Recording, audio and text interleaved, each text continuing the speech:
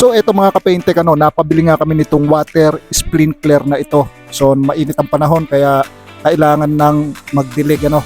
Malayo rin yung nararating nung kanyang tubig pagka ito ay umiikot mga kapaintek. At lalo na kung malakas yung pressure ng inyong mga tubig galing sa hose, talagang napakaganda ng ikot nito. So mabilis yung ikot. Talagang matutuwa ka mga kapaintek dahil sandali lang mabilis makadilig ng lupa mga kapaintek.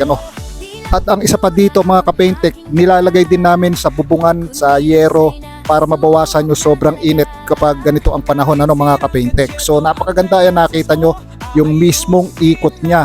Kaya kung malakas ang pressure ng inyong tubig, nako, matutuwa ka dito mga kapaintek. So ilipat-lipat mo lang ng pwesto at makakatipid ka na ng pagdidilig sa inyo. So bali eto na nga siya mga kapaintek, madali lang naman assemblein pagka meron ka na nito mga kapaintek. So bali ilalagay mo lang yung mismong hose dyan.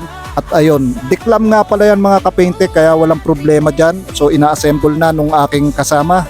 So bali may hose na nga yung aming binili mga kapaintek. So napakadali lang naman na assemblein. Kaya kung ang hanap mo kapaintek ay pandilig para sa inyong mga halaman, nandyan sa aking basket, i-check mo na lang.